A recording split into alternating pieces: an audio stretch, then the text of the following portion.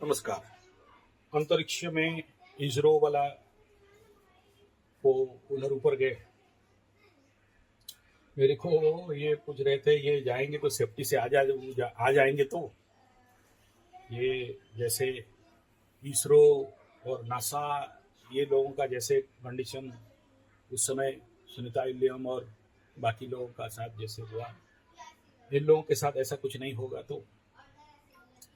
तो सबसे पहला, इस बार जो ऊपर गए, वो जो गंजाम था वो कन्या लग्न में छोड़ा गया था। कन्या लग्न के ऊपर शनि का दृष्टि है।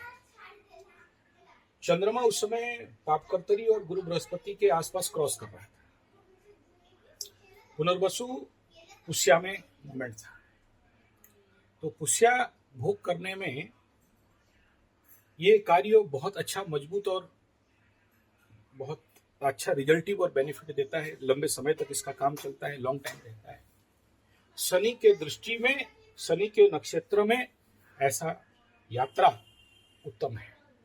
लेकिन कन्या लग्न के द्वादश में मंगल केतु का युति, लॉस हाउस में सीवियर एनर्जी होना, कहीं ना कहीं आने वाला समय में इस प्रकार का समस्या तो जरूर दिखा रहे हैं।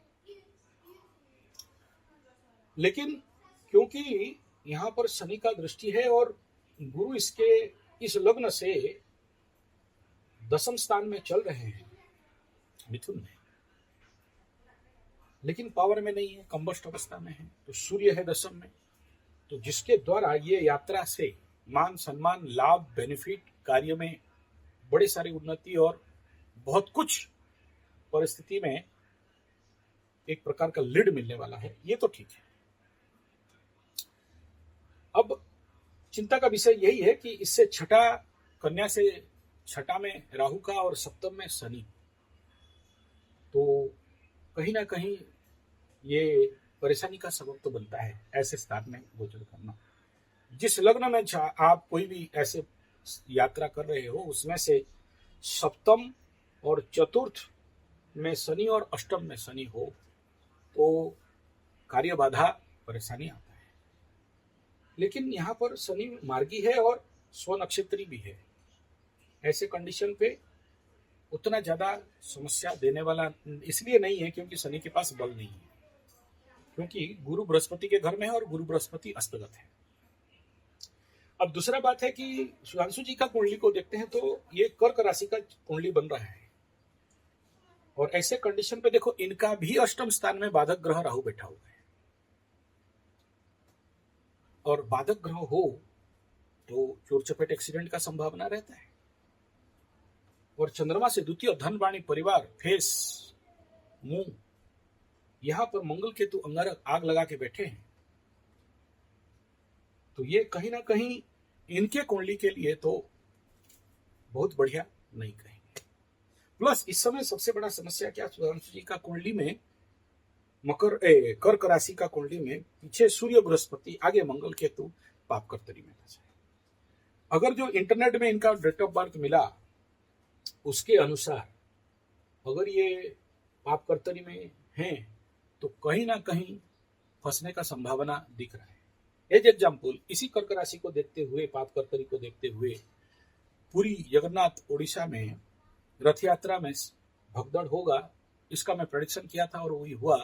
हालांकि मैं न्यूज को दबा दिया गया है, लेकिन यहाँ जो प्रत्यक्षदर्शी हैं उनका कहने के मुताबिक, सच झूठ मुझे नहीं पता क्योंकि मैं प्रैक्टिकल फील्ड में नहीं था, करीब करीब 650 लोग इसमें इफेक्टेड हुए हैं, और कहीं पर हाथी का भी दौड़ना भागना, ऑन कंट्रोल होना, रथ चल नहीं पाना, फिर औपचारिक रूप में 1-2 इंच आगे हिसका दिए, दूसरा दिन रथ को लिए। तो ये कंडीशन इस लग्न में काम करने से इस राशि वालों के लिए है।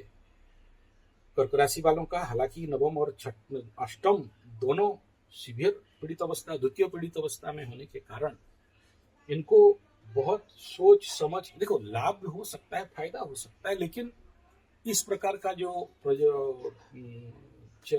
आना और वहां पर काम करने में कई सारे बाधाएं और परेशानी और एक प्रकार का स्थिति बिगड़ा हुआ दिखाई दे रहा है।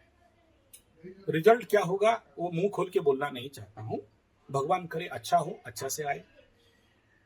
अब इनकी कुंडली में बढ़िया बात है कि मेरा जब ये कुंडली देखा नहीं था, खाली डेट ऑफ बर्थ देखा, तो मतलब यार आकाश में अंतरिक्ष में आदमी जा रहा है, तो उधर कौन सा योग में गया होगा। बाय गॉड बोल रहा हूँ, मन में आया कि चंद्रमा महादशा में शनि का अंतर्दशा तो होना चाहिए, चंद्रमा और तभी जाके ये आदमी जा सकता है। और सच का सच इस कुंडली के अनुसार चंद्र महादशा का उनका चल रहा है और शनि का अंतर्दशा चल रहा है।